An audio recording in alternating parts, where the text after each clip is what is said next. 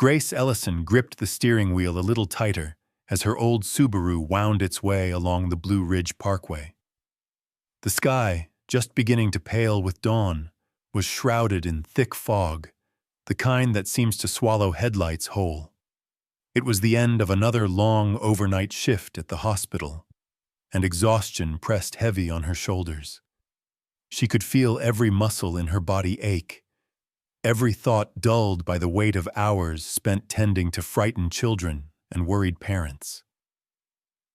Asheville slept behind her, a distant glow, while the hills ahead curled up in silence.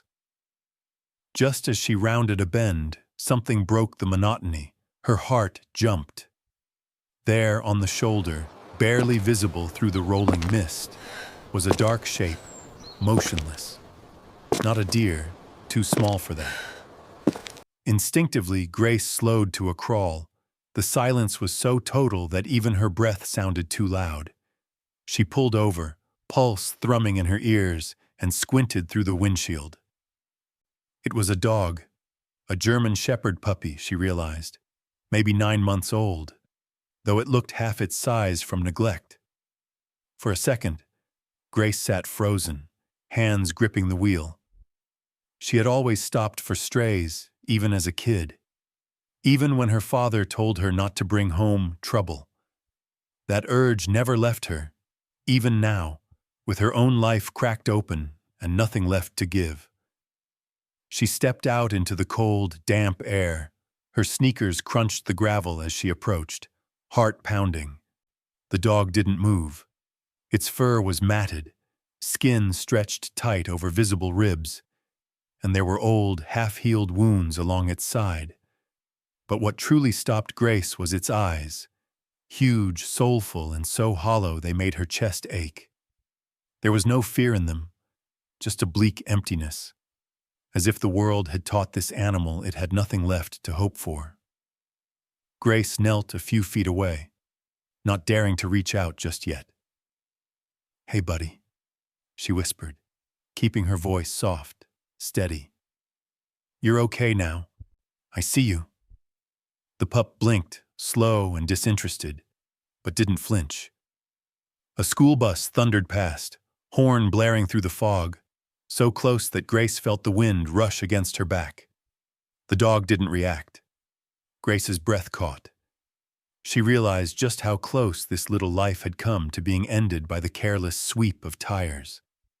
She reached into her bag for a granola bar, broke off a piece and slid it forward on the ground. The dog watched her with those bottomless eyes. Then, after an eternity, leaned forward, barely sniffing the food before swallowing it whole. That was enough. Grace moved closer, slow and careful. She reached out a trembling hand, waiting for the inevitable flinch or snap. But the pup just shivered, his whole body tight with the effort to exist. Gently, she slid her hands under him. He was heavier than he looked, dead weight from exhaustion and resignation, but he made no move to resist. Cradling him against her chest, Grace stood, feeling the sharp angles of his spine, the weak flutter of his heartbeat against her own. She glanced down and saw the old blue collar, crusted with dirt. There was a tag, nearly unreadable from wear. She wiped it clean with her thumb and saw the words, "Be brave." Her throat tightened. "Who loved you enough to write that?" she murmured, brushing a strand of hair from her face. Somewhere a child had named this dog. Somewhere there was a story behind that message. As Grace settled the puppy in the back seat, wrapping him in an old hospital blanket, she caught her own reflection in the rearview mirror. Her face was pale, eyes rimmed with the fatigue of too many sleepless nights and too much sorrow kept quietly inside. She tried to shake the feeling that rescuing this pup was about more than just compassion. Maybe for both of them, this was a line in the sand, a chance to be brave, to choose hope again, even when it seemed pointless. As the car hummed back onto the parkway, Grace glanced in the rearview mirror. The dog's eyes met hers. Still hollow, still lost. But just for a moment, a spark of something flickered there. Maybe not hope, not yet, but the memory of it. The fog began to lift as they descended toward town. Grace's hands trembled as she drove, the adrenaline fading, replaced by a surge of responsibility she wasn't sure she was strong enough to bear. But there was no turning back. This broken puppy was hers now, in the same way that the world had handed her broken children, broken families, and broken dreams. Each time she had tried to mend what she could, though she rarely let herself hope for much in return. As she pulled up outside her apartment, dawn finally broke, a weak, watery light pushing through the haze. Grace carried the puppy inside, whispering promises she wasn't sure she could keep. "I've got you," she said, voice steady despite the fear knotting her stomach. "We'll figure it out together." And as she settled him on a nest of blankets in the spare room, she read the collar one more time. "Be brave." Grace didn't know who she was talking to, herself or the dog, but she repeated it like a prayer. Outside, the world was waking up. Inside, two lives began again, side by side, stitched together by fate and fog, and a desperate, fragile hope. The morning in Asheville sharpened to a busy, chilly brightness as Grace bundled the puppy, now nestled in a faded towel, into her car. Her hands shook, not from the cold, but from a nervous, maternal urgency she hadn't felt in years. She drove straight to Dr. Danielle Fox's clinic, the best and kindest veterinarian in town, and the only one who knew how to speak softly to lost creatures, both human and canine. Inside the exam room, the air smelled of disinfectant and lavender. Grace sat on the edge of the steel table, stroking the puppy's matted fur, whispering words she wished someone would say to her. "You're safe. It's okay to be tired. Someone's here for you now." Dr. Fox swept in with her usual calm, her short hair clipped practical, blue scrubs dotted with cartoon dogs. "Grace, it's been a while. Who's this little one?" Her voice lowered as she caught sight of the dog, taking in his skeletal frame, the way his eyes skirted away from contact. "Oh, sweetheart, what happened to you?" They worked in gentle silence. Dr. Fox moved slow, every touch calculated to soothe. She cleaned wounds, checked for broken bones, then ran gloved hands along the spine, counting every rib. The puppy winced but never snapped, watching with that empty, haunted stare. "Severe malnutrition," Dr. Fox said quietly, glancing at Grace. "He's maybe 9 months old, but he's half the weight he should be. Looks like he's been on his own for a long while." She picked up the blue collar, reading the faded tag aloud. "Be brave." The words hung between them, heavy with stories neither woman knew.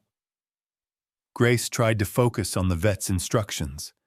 Special canned food, antibiotics, watch for dehydration, bring him in every few days.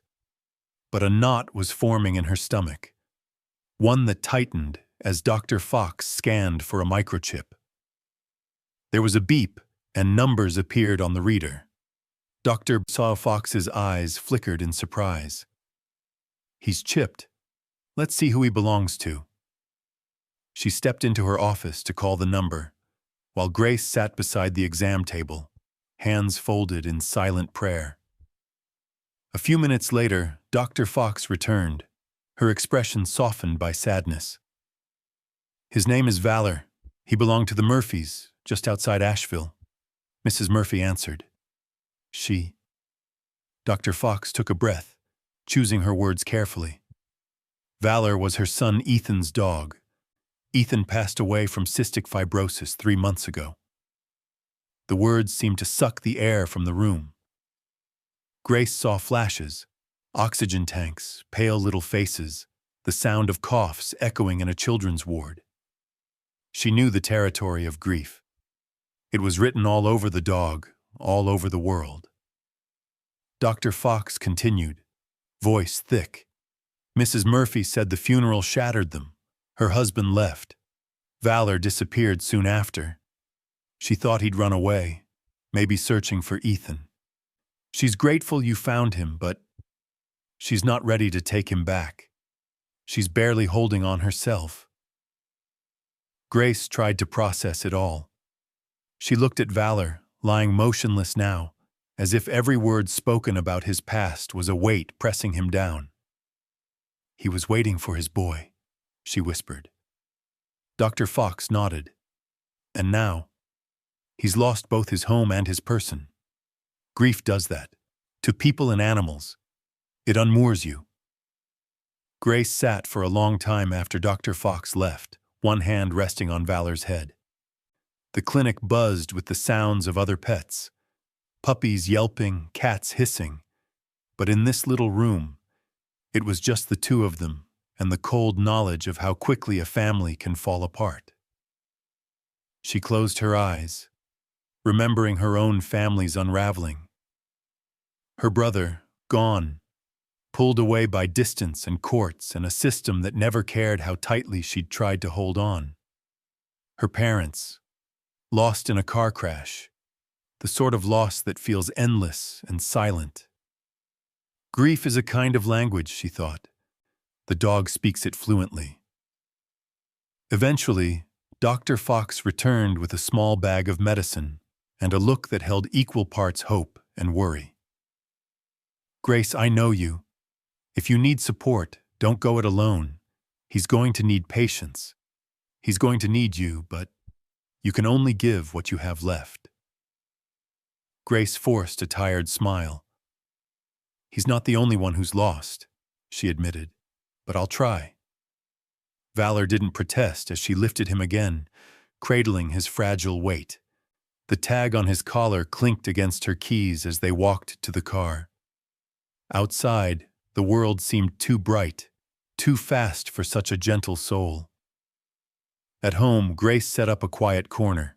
Soft towels, fresh water, the special food Dr. Fox prescribed.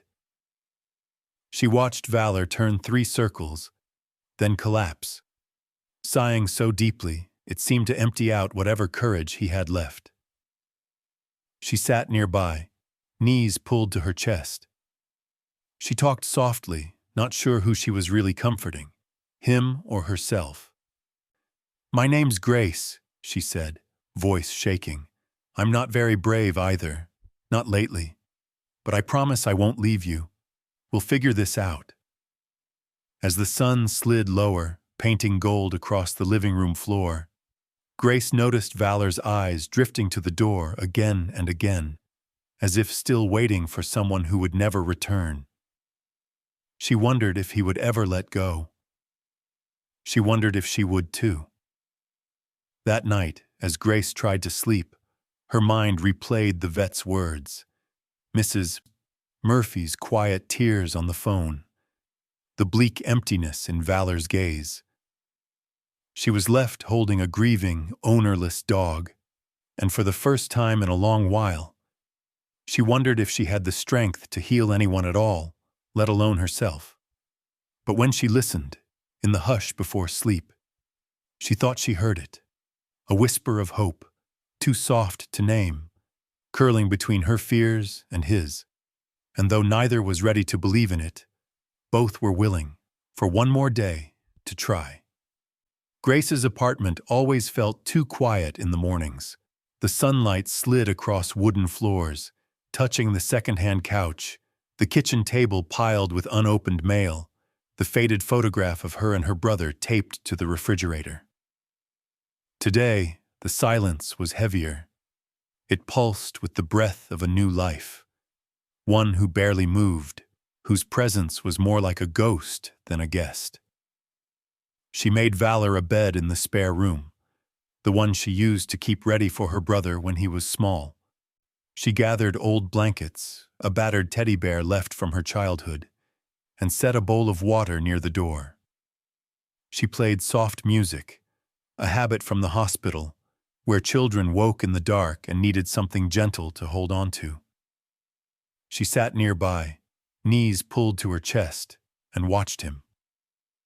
Valor huddled against the wall, paws tucked tight under his body.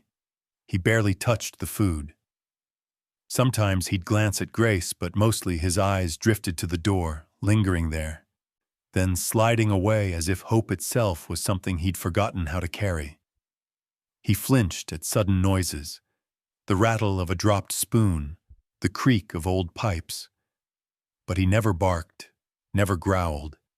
He simply endured.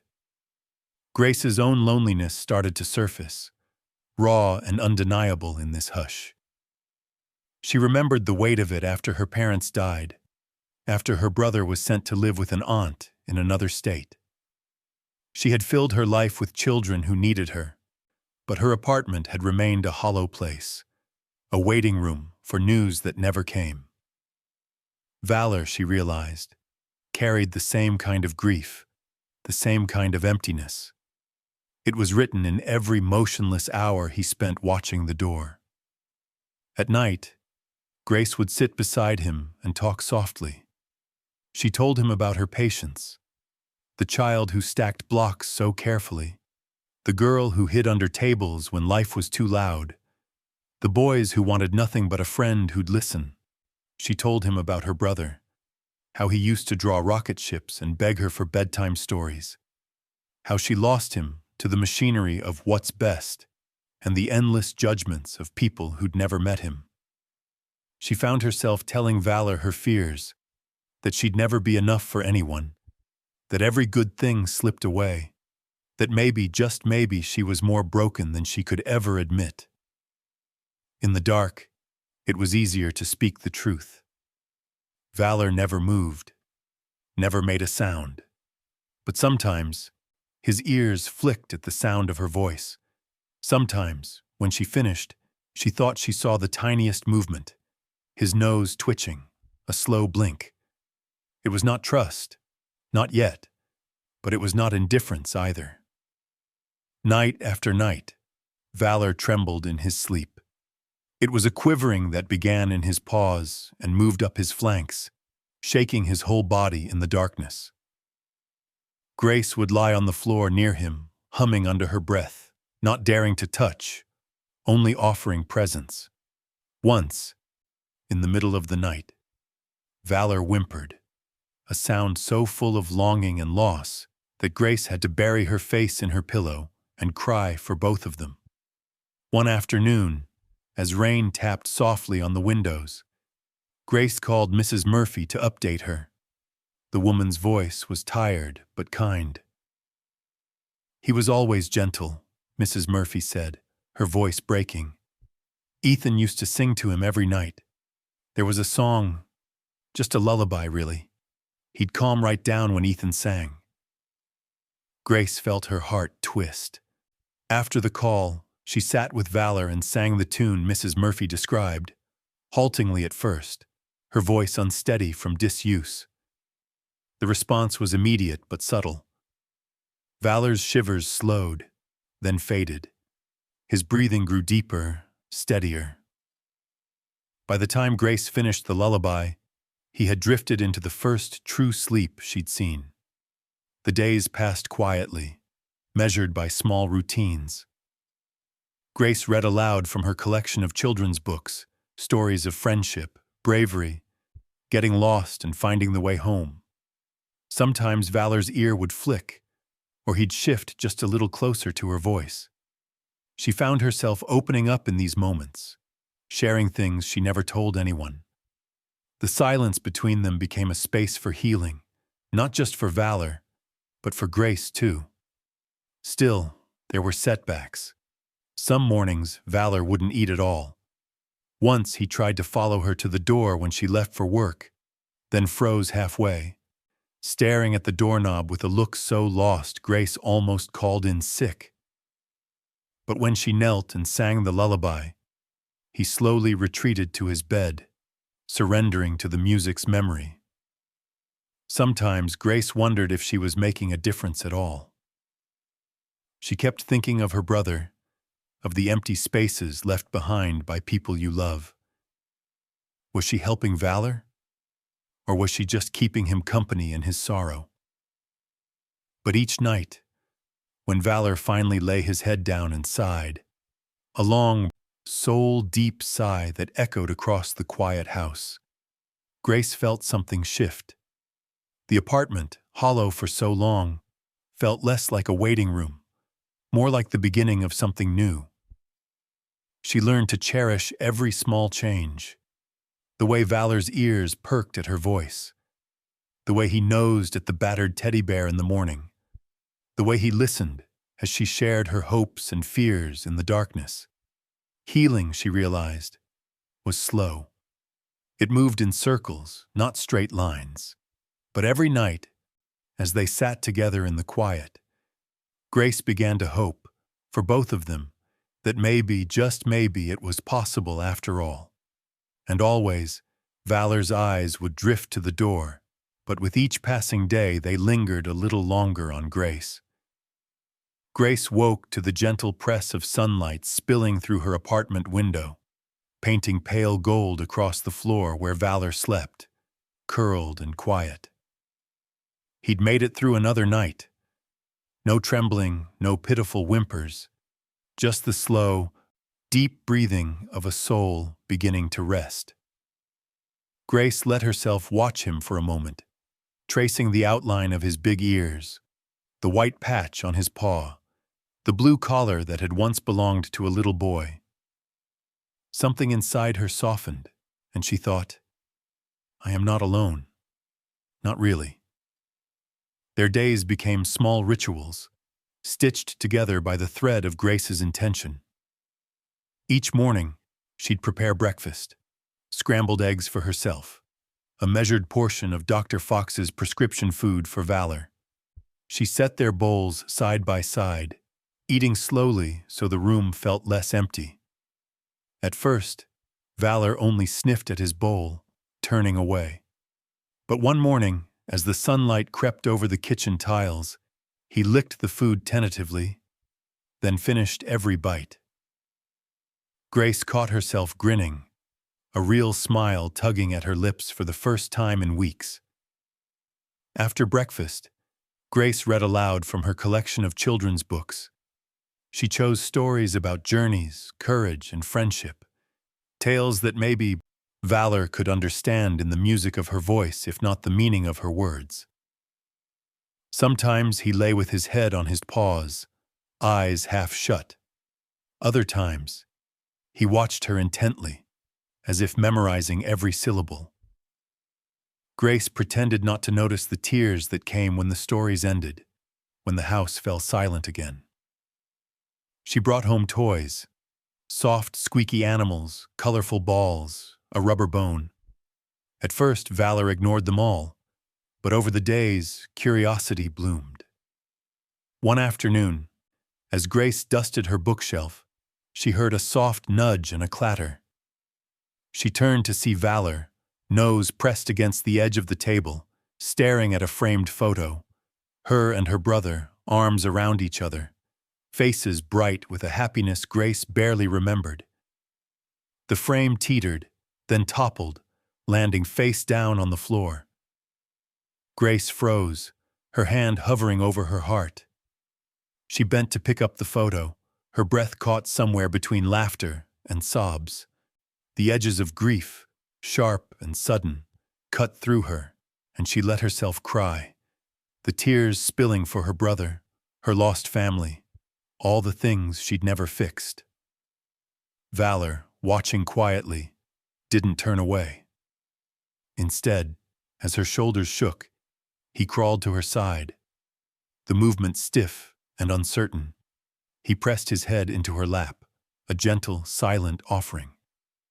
For a long moment, Grace simply let herself be comforted. She stroked Valor's fur, her tears darkening his coat, and realized how long it had been since she'd let anyone see her pain. she whispered. "Thank you." And the words hung in the air, fragile, precious, real. That night she lay on the living room floor, Valor stretched beside her, both staring at the ceiling as the shadows danced above. Grace spoke into the hush, her voice a trembling thread. "Sometimes I think I'm stuck, Valor. Like I'm the one waiting by the door, hoping someone will come back and fix what's broken." Valor pressed his nose to her hand. No words, just presence. Sometimes that was enough. A week later, Grace took Valor to the pediatric therapy center for the first time. It was a quiet morning, just one little girl named Lily, who hadn't spoken a word to anyone in months. She watched from her mother's lap as Grace set up toys, sang softly, tried every trick she knew. But Lily stayed silent, her eyes wary. Grace, desperate, glanced down at Valor, who for the first time stood on shaky legs and walked to Lily's feet. He curled up there, head resting beside her shoes, eyes gentle and patient. The room went very still. Lily's hand, tentative, reached out. She brushed Valor's ear with her fingertips. "Doggy," she whispered, the sound so quiet Grace almost missed it. Her mother gasped, tears springing to her eyes. Grace bit her lip, afraid to move, afraid to break the spell. When the session ended, Lily's mother hugged Grace. "Thank you," she choked out. "You gave her something I couldn't." Back at home, Grace felt a new ache blooming inside her. Not sorrow, but something lighter. Purpose. Valor, too, seemed changed. He padded after Grace from room to room, tail wagging faintly, eyes brighter. He ate with real hunger, explored the corners of the apartment, and even sniffed at the battered teddy bear with a spark of playfulness. Each evening, as the sun set and the world went quiet, Grace prepared her therapy supplies, squeeze balls, weighted blankets, soft scarves that comforted anxious children. She noticed Valor watching her, his head tilted, ears alert. He seemed drawn to the gentle rituals, the way she spoke to each item as if it had a story, a purpose. Once he nosed a scarf into her hand, waiting for her to drape it over his back. He stood still, proud, as she laughed and called him her brave assistant. One night as they settled in, Grace spoke softly. "Helping others. It's the only way I know to keep moving forward." Valor thumped his tail, as if in agreement. She realized then that their healing wasn't just parallel, it was intertwined. In caring for Valor, Grace found a way to care for herself. In giving him a new purpose, she rediscovered her own. As autumn crept in and leaves blazed orange outside the window, Grace and Valor fell into a rhythm of shared rituals and gentle progress. The house, once hollow and aching, began to fill with life. The scratch of paws on hardwood, the warmth of fur against her feet at night, the laughter that spilled unplanned as Valor learned to chase shadows across the living room. Healing, Grace realized, didn't mean erasing the scars. It meant learning to carry them together, side by side, step by fragile step. And as she tucked herself into bed, Valor curled at her feet. Grace felt, for the first time in a very long while, a small, stubborn hope blooming where emptiness used to be. The weeks that followed felt, to Grace, like standing at the edge of spring. Every morning, she'd wake with a sliver of expectation, as if something delicate and precious might reveal itself if she just stayed quiet and attentive. Valor had survived. Now it was time to see if he could live. The changes were slow and subtle, a kind of healing you had to watch closely for. Grace noticed how Valor's step grew steadier, the pads of his feet sounding less tentative on the hardwood. He followed her more often from room to room, his eyes less empty, his body less rigid. Some mornings, he'd even nudge her hand with his nose for a bit of egg from her breakfast. It was never demanding, always gentle, as if asking permission to return to the world. Grace felt her own heart responding to the rhythm of Valor's recovery. It wasn't just the quiet company, but the sense of partnership that began to bloom between them. She could see how he'd pause at the door, looking back to check if she was coming, how he'd curl at her feet while she sorted papers for her patients, or watch her with curious eyes as she folded laundry. He was no longer a ghost haunting her home, but a living presence, a friend. The turning point came on a rainy Tuesday afternoon, when Grace decided to bring Valor with her to a therapy session. The sky was weeping, and Grace's usual assistant was out sick. She hesitated at first. Would the clinic be too much for Valor? But as she knelt to fasten his collar, he met her gaze with a steady calm that felt somehow like trust. The waiting room was full of the sounds of childhood, shouts, laughter, the rhythmic thump of a toy against the wall. Grace led Valor quietly to a private room, where a little boy named Caleb waited with his mother. Caleb had selective mutism. He hadn't spoken to anyone but his mother for weeks, shutting down at even the gentlest question. Grace introduced Valor with a simple, "This is my friend. He's still learning, just like you."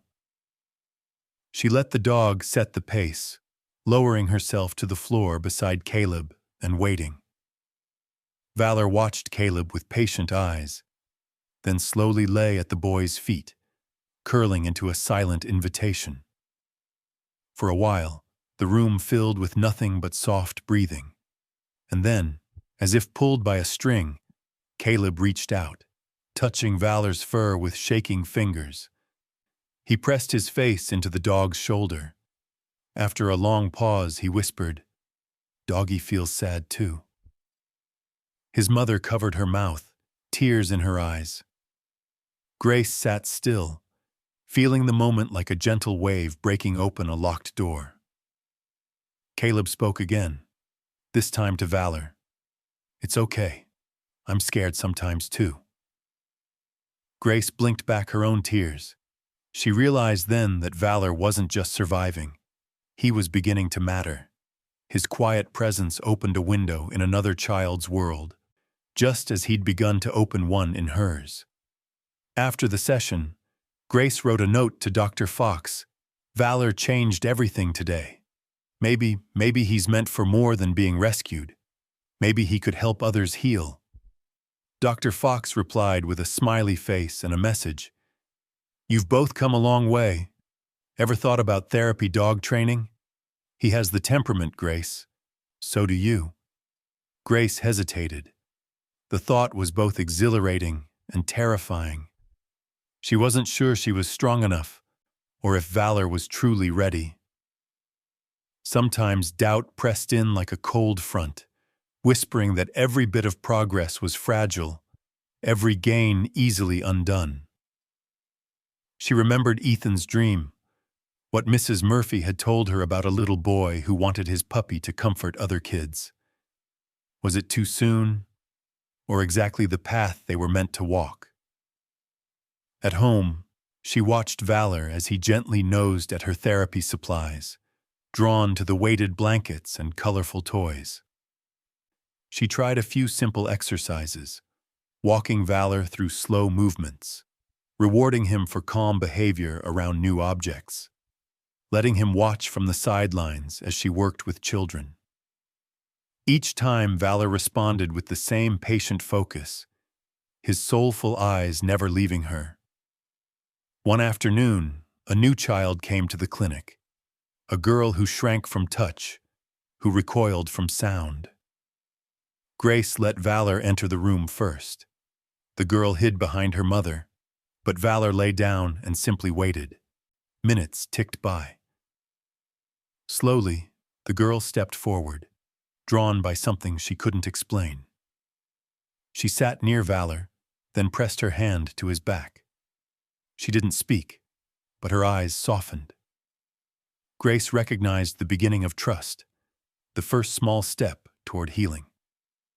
That night, Grace and Valor walked the quiet streets of Asheville. The city lights glimmered on wet pavement, and the air was fresh with the scent of rain. Grace felt a quiet pride blooming inside her. She realized that helping others wasn't just a way to heal Valor. It was how she was healing herself, too. Before bed, she read through her notes and sketched a plan for training. She thought of Ethan, the boy who'd loved Valor first, and the wish he'd left behind. She pressed a hand to Valor's collar and whispered, "Be brave for them, like you were brave for him." Valor looked at her, ears perked, as if understanding every word. In the quiet that followed, Grace felt something inside her settle. She wasn't just a woman patching up broken things. She was part of a story that was growing, step by gentle step. And as Valor curled beside her, breathing slow and steady, Grace allowed herself to hope, for both of them, and for the children whose worlds they might change together. In the stillness, one truth became clear. Healing was a long road, but they were walking it side by side. For the first time, the future felt possible, bright with the promise of second chances, of work worth doing, of life beginning again. The day started gray and blustery, leaves swirling outside the window as Grace boiled water for tea. She stood at the kitchen counter, watching Valor chew contentedly on a rubber bone, sunlight catching the white patch on his paw.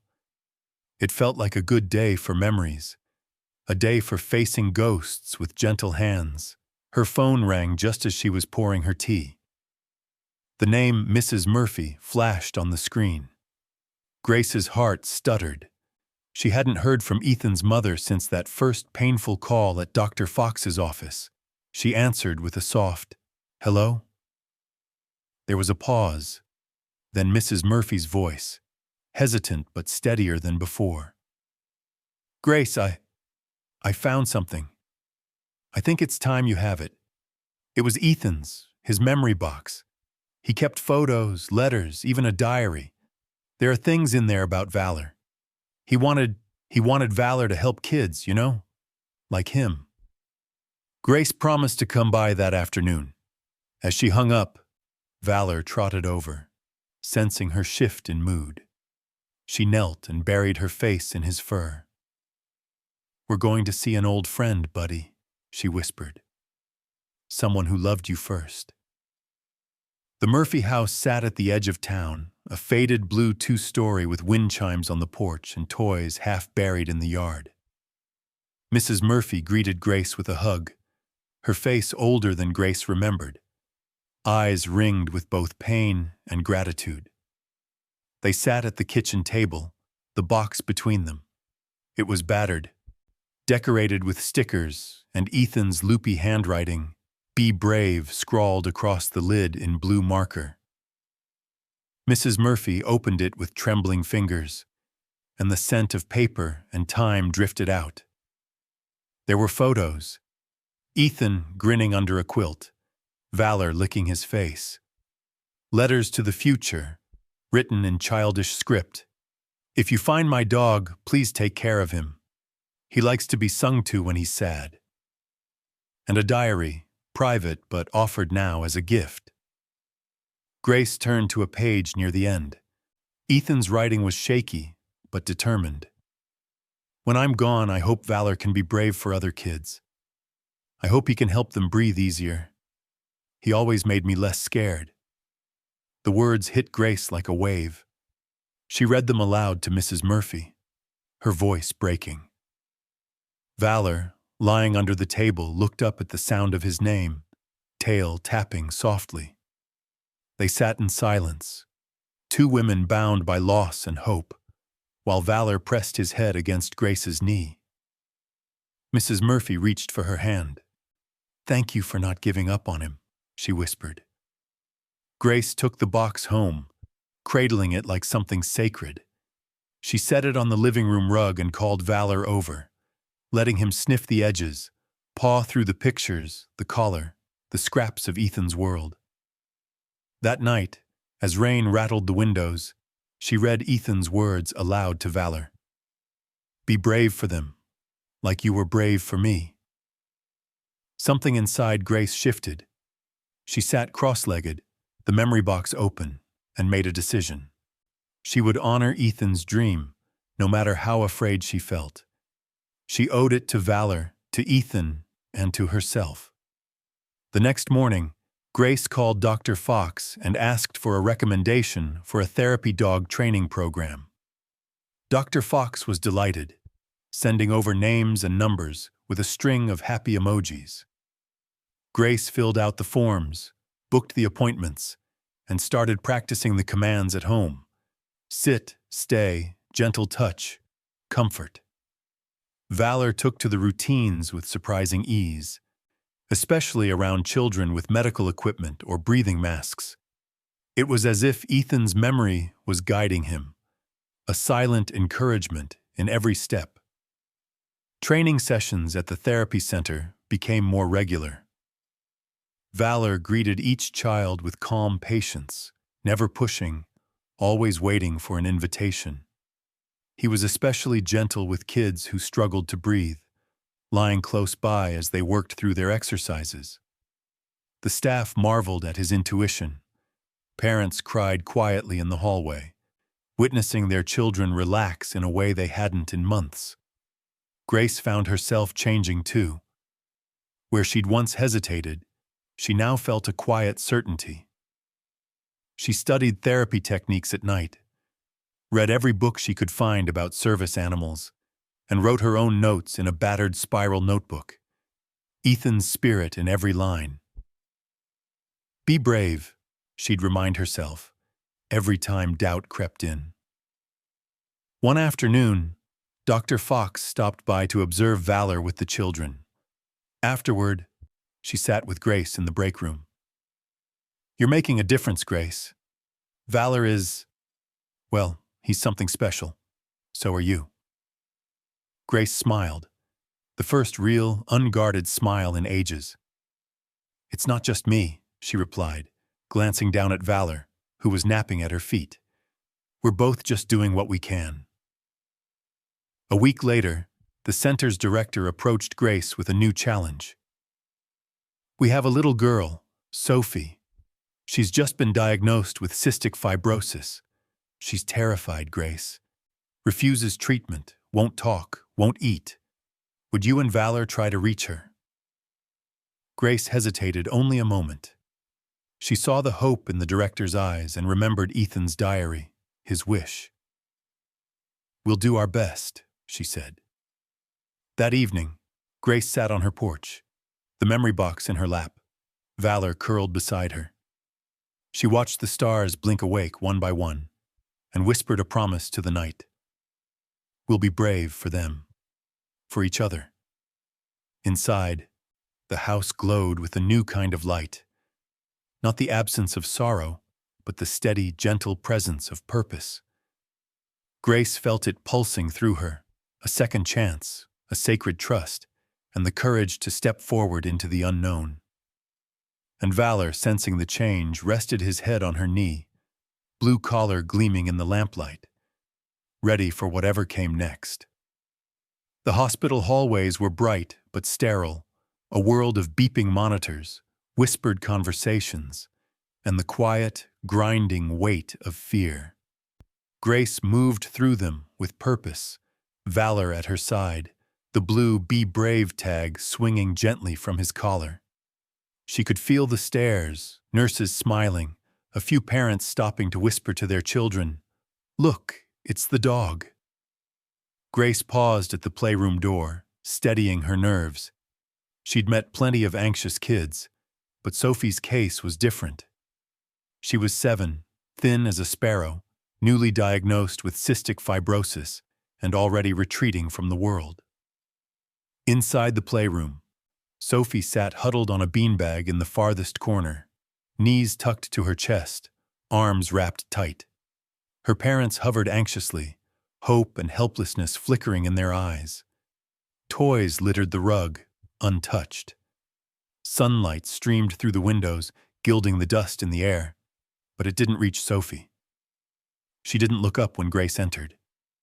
Grace knelt a few feet away, giving Sophie her space. Valor sat beside her, patient, his body a quiet promise.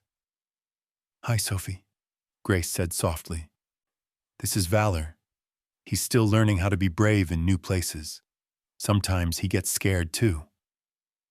No response. Sophie's fingers dug into her arms, her breathing quick and shallow. Grace felt the room tighten, every adult afraid to make the wrong move. She took out a picture book, one about a dog who found a friend after getting lost. She opened it and began to read, her voice gentle, each word chosen with care. Valor, as if sensing the moment, lay down, chin on his paws, eyes fixed on Sophie. Minutes passed. Grace kept reading, never raising her voice, her tone steady as a lullaby. Valor shifted, closer but not too close. Finally, Sophie flicked her eyes up, just for a second, then looked away. Grace caught it, a crack in the wall. Valor moved again, so slowly it was barely noticeable, until his head was almost touching Sophie's knee. He didn't look at her. Instead, he stared at the book, ears cocked, as if waiting for the story to continue. Sophie watched him out of the corner of her eye, curiosity warring with fear. And then, with a trembling hand, Sophie reached down and touched Valor's ear, so light it might have been a brush of wind. Valor didn't move. Sophie's hand lingered, then settled, palm open and small against Valor's fur. Grace kept reading, heart thudding in her chest. She saw Sophie's lips move. Just once, a silent whisper. Sophie's mother gasped. "She hasn't let anyone touch her in days," she whispered, eyes filling with tears. Grace nodded, her own throat tight. The breakthrough came quietly. Sophie whispered, "He's just like me. He lost his best friend." Her voice was paper thin, but it was there, alive, fighting, reaching out. Valor turned his head, nuzzling Sophie's hand, and for a moment Sophie smiled. It was small, but it was hope. The nurses outside noticed. They peered through the glass, wide-eyed. Sophie's father wiped his eyes, and Grace felt the enormity of the moment settle on her shoulders. This was why she'd brought Valor here. This was what Ethan had wished for. After that, Sophie allowed Grace to show her how to take medicine, with Valor beside her, licking her hand, making her giggle through her tears. The next day, Sophie asked if Valor could visit again. Each time she let him sit closer, let herself be comforted by his gentle warmth. The change was slow but undeniable. Sophie started talking about her favorite animals, about dreams she'd had, about how sometimes she was scared, but Valor made her feel brave. Word spread. Other children wanted to meet Valor, the brave dog who understood. Nurses requested him for the most difficult cases. Doctors marveled at how kids responded. Parents asked if he could visit their rooms. The hospital began drafting plans for an official therapy partnership, and Grace found herself pulled into meetings with administrators and staff. She'd never intended to be the center of attention, but she realized that Valor's gift was bigger than her fear. Each day brought new challenges: children who screamed at the sight of needles, parents who wept in the hallway, kids who hid behind curtains, refusing to talk. Valor faced them all with quiet patience. Sometimes he'd simply lay his head in a child's lap. Sometimes he'd nudge a toy closer. Sometimes he'd just breathe with them, a gentle presence in the chaos of hospital life. One afternoon, as the sun dipped low, Grace sat outside with Sophie and her family. Sophie fed Valor treats, giggling when his tongue brushed her palm. Her parents hugged Grace, tears of relief and gratitude in their eyes. "Thank you for giving us our daughter back," Sophie's mother said. Grace smiled, tears stinging her own eyes.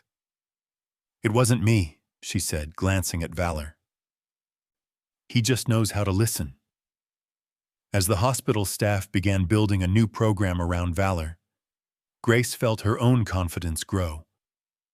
She saw herself through new eyes, not just as someone patching broken things, but as someone capable of building something whole.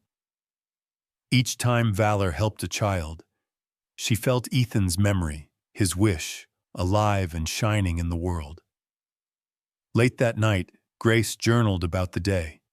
She wrote, "Sometimes bravery is letting someone else's hope become your own. Sometimes healing begins with the smallest touch." Valor curled up beside her, the "Be Brave" tag glowing softly in the lamplight. The future still felt uncertain, but for the first time Grace saw a path ahead, lit by courage, compassion, and the promise that, together, she and Valor could change more than just their own lives.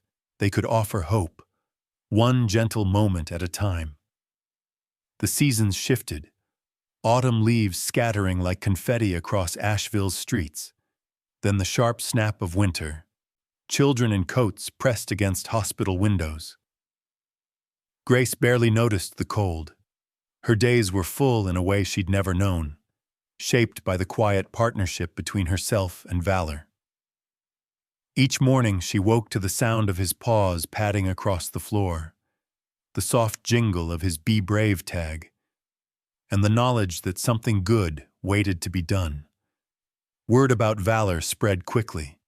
The local news station came to film a story. Grace, flustered by the camera, stammered through her interview, but Valor made it easy.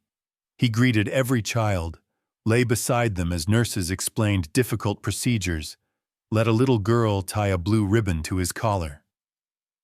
The segment aired that weekend. From Loss to Hope, the healing journey of a therapy dog named Valor. Grace didn't watch it live, too embarrassed. But the next day her phone buzzed with messages.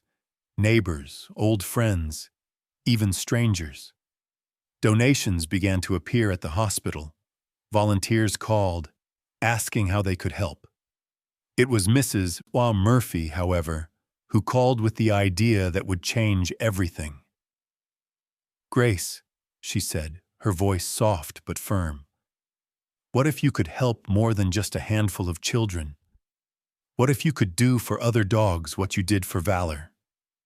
They met at Grace's apartment, the memory box open on the coffee table, and started to plan. Together, they created the Be Brave project, a program pairing rescued dogs with children undergoing long-term treatment. Mrs. Murphy, once too broken to speak about Ethan without tears, became a force of nature, organizing fundraising events, telling Valor's story at schools and churches, writing emails late into the night. Grace watched, awed by the way the community rallied. Volunteers appeared with rescued dogs, all ages and backgrounds, some shy, some rowdy, all eager for a purpose. The hospital offered a room for weekly visits, and soon the children began to look forward to dog days more than anything else. Parents lingered in the halls, laughing, crying, sharing coffee with volunteers who understood their struggles. Nurses noticed fewer meltdowns, more laughter, kids fighting to get out of bed when they heard the dogs coming. Valor was the heart of it all. He had become a certified therapy dog, earning his vest and badge. On his first official day, he marched into the pediatric ward wearing a blue bandana, tail high, as if he understood the responsibility resting on his broad shoulders.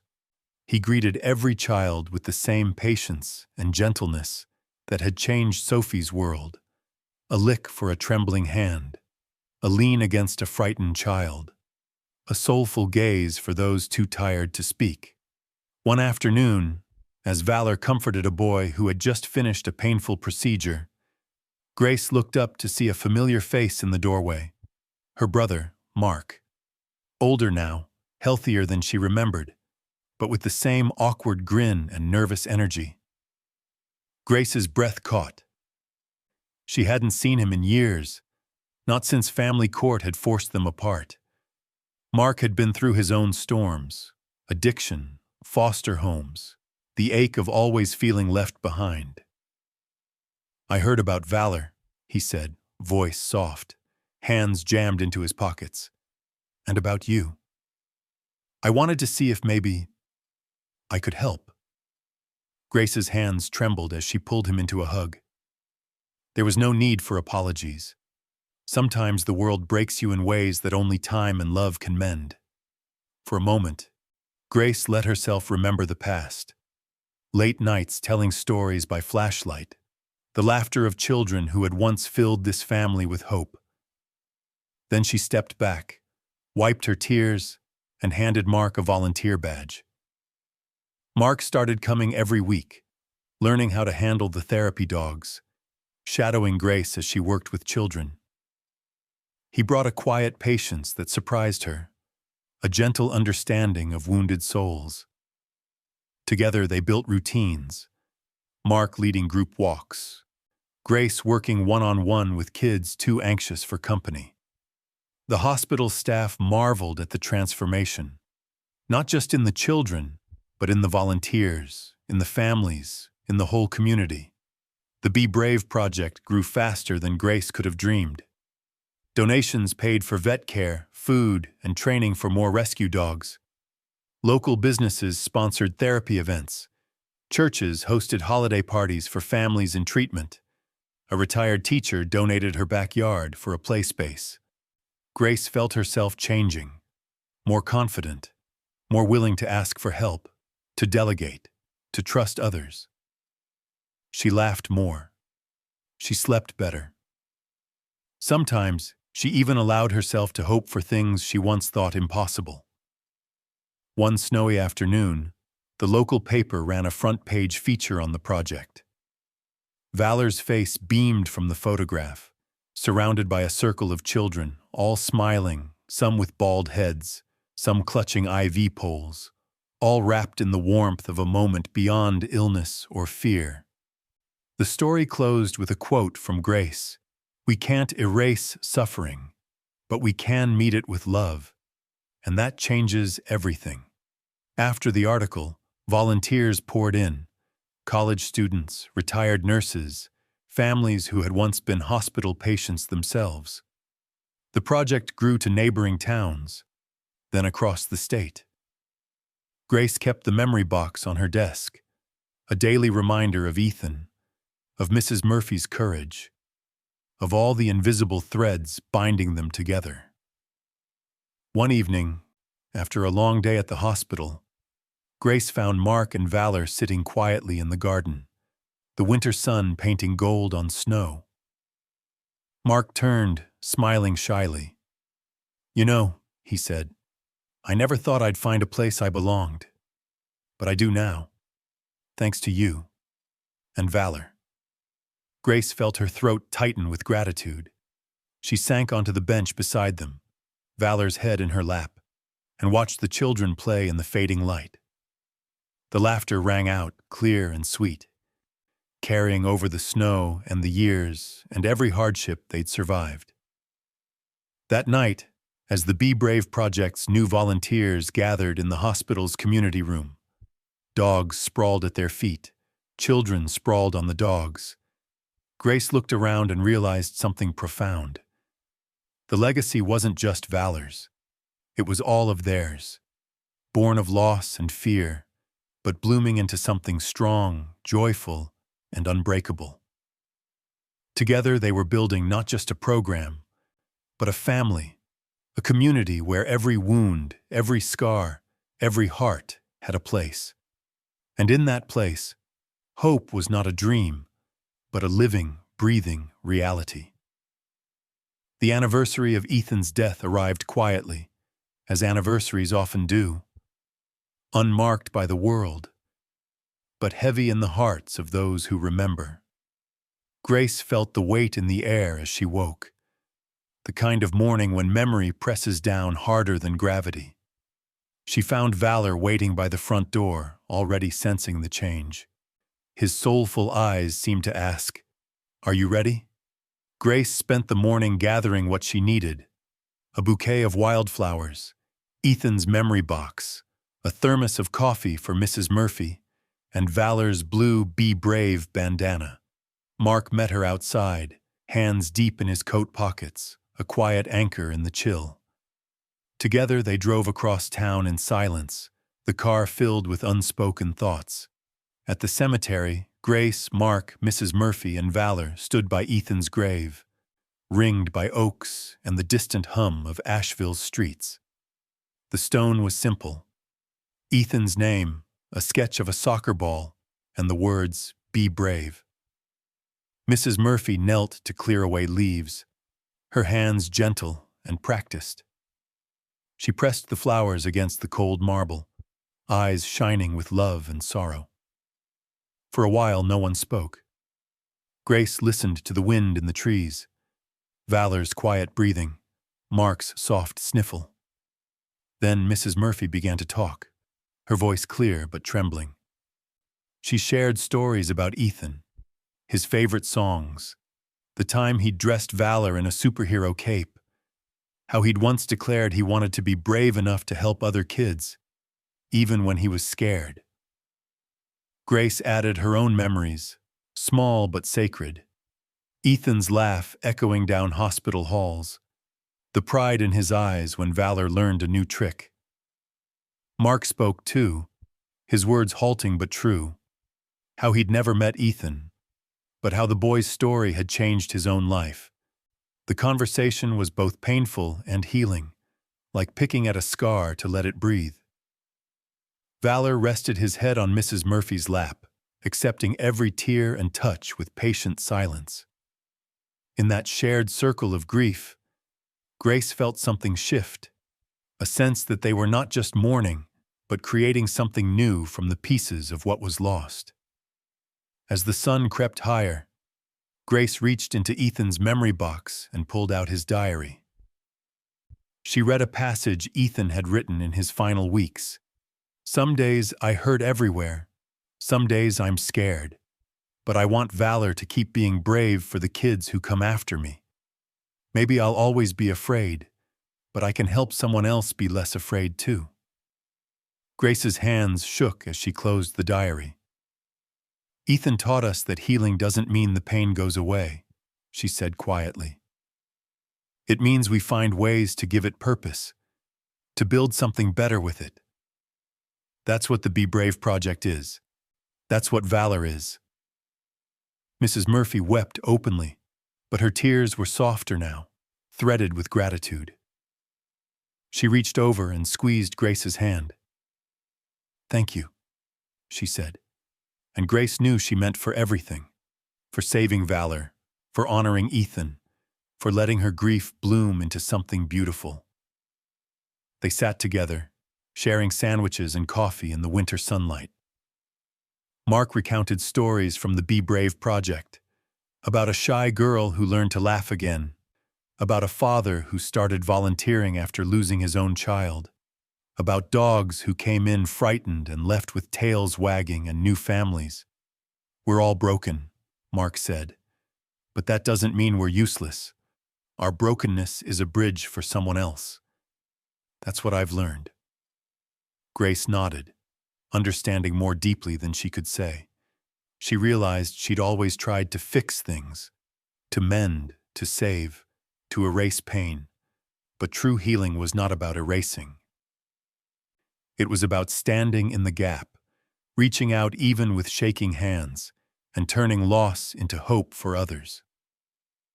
Later, after goodbyes, Grace and Valor walked through the quiet headstones. She wrote in her journal, "We are broken, but in helping others, our brokenness becomes a gift, a bridge, not a barrier. Valor taught me that. Ethan taught me that. Sometimes the only way to heal is to give.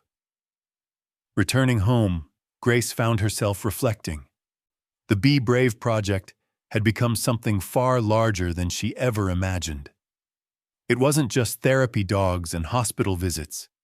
It was mothers baking cookies for parents' support groups, teenagers training rescue pups on weekends, a retired mailman who wrote birthday cards to every child in the program. It was the ripple effect of a single kind act.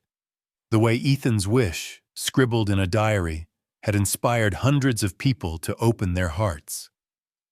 That evening, Grace sat on the porch with Valor at her feet. The world was quiet, the kind of peace that only follows a storm. She ran her hands over the old blue collar, the Be Brave tag faded but still shining in the porch light. "We did it, buddy," she whispered. "We found a way to make it matter."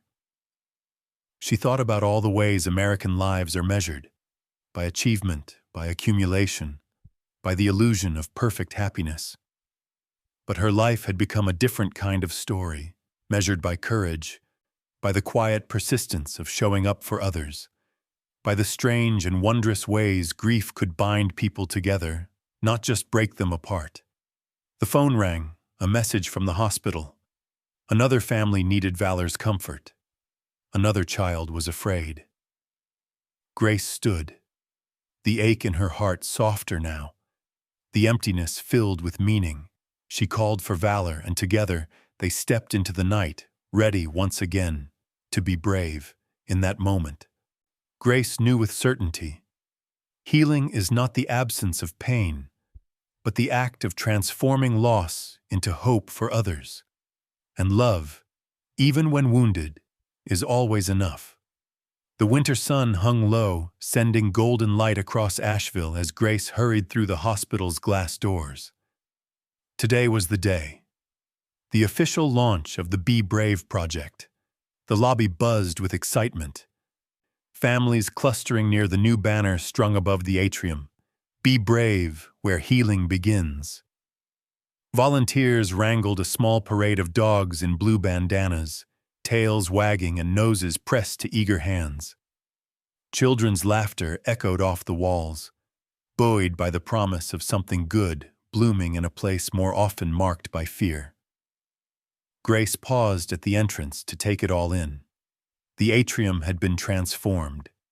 Balloons in shades of blue and white hovered above tables stacked with memory boxes, each labeled with a child's name, tokens of courage to carry through long treatments. Photographs lined the walls. Kids hugging Valor, dogs curled beside hospital beds, parents wiping grateful tears.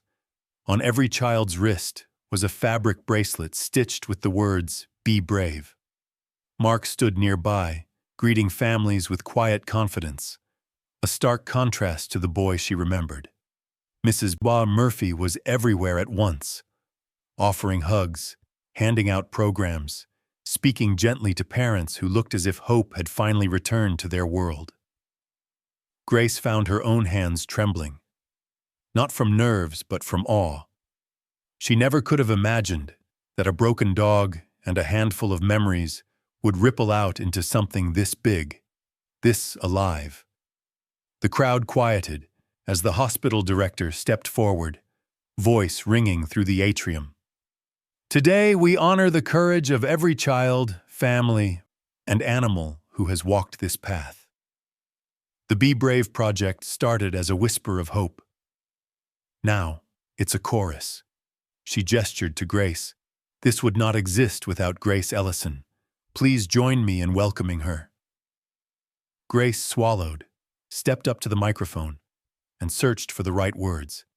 The faces before her, parents, kids, staff, volunteers, even old friends, were open, expectant. Valor stood at her side, bandana perfectly straight, ears alert. She began quietly. "A few years ago, I didn't know if I could ever feel whole again. I had lost my family, my sense of purpose, my faith that anything good could last. But then I found Valor, starving and hopeless on the side of the Blue Ridge Parkway. I thought I was rescuing him, but in truth, he rescued me." She paused, meeting the eyes of Mrs. Murphy, Mark, Sophie's parents, and a dozen other families. When we're broken by grief, by illness, by loss, it's easy to believe we're alone. But what I've learned is that we're never truly alone, not if we reach for each other. This project exists because one boy believed his dog could help another child feel brave. That boy was Ethan Murphy, and his spirit is here with us today. Her voice faltered as Mrs. Murphy stepped up, placing Ethan's old collar in her hand. "You kept your promise," Mrs. Murphy said, her voice a fragile mix of sorrow and gratitude. Grace looped the collar around Valor's neck, the "Be Brave" tag shining in the afternoon sun.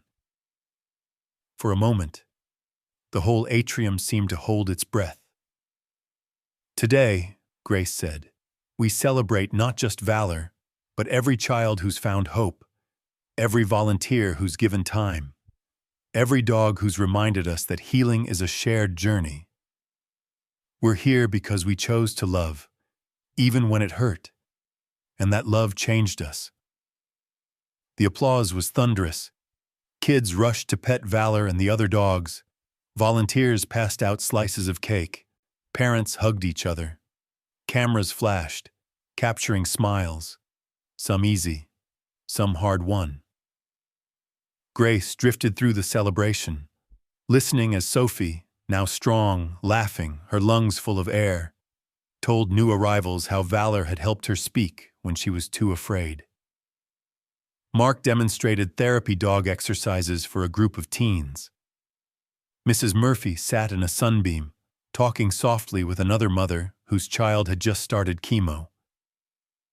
Everywhere Grace looked, she saw proof that wounds could become bridges, that a community could bloom from heartbreak. Later, as the sun set over Asheville, Grace led the first official Be Brave walk through the hospital garden. Dozens of children, some bald, some in wheelchairs, all clutching memory boxes, trailed behind Valor. He moved slowly, pausing to greet each child, letting them stroke his ears, his tail wagging like a quiet hymn. Grace walked beside him, her steps light for the first time in years. At the end of the garden path, Grace paused and looked back. The sight stole her breath. Children, parents, siblings, doctors, volunteers, dogs, all moving together, all changed, all brave. She found a quiet bench and sat with Valor, her hand resting on his warm fur. Mrs. Murphy joined her, eyes wet but shining. "Ethan would be so proud," she whispered.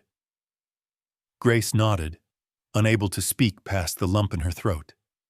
She took out her journal, now battered, its pages crammed with stories, hopes, and lessons hard won. She wrote, "Legacy is not what we leave behind, but what we build in others.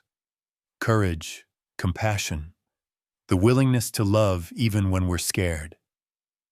Healing is the ripple we send out into the world, never knowing whose life we'll touch. Valor showed me that real bravery is love in action." As night fell, lights twinkled in the garden. Laughter drifted on the cool air. The Be Brave project was no longer just a dream. It was alive, a living tribute to kindness, resilience, and the truth that grief, when shared and transformed, becomes an engine of hope. Grace stood, Valor beside her, and together they rejoined the celebration, part of a family forged not by blood, but by the quiet, everyday courage to choose connection over fear. In that moment, as the stars blinked awake, Grace knew she had finally found her place in the world. And with every step she took, every child's hand she held, every soul Valor touched, the lesson rang true. To be brave is not to walk alone, but to walk together, turning pain into purpose, sorrow into strength, and love into a legacy that never ends.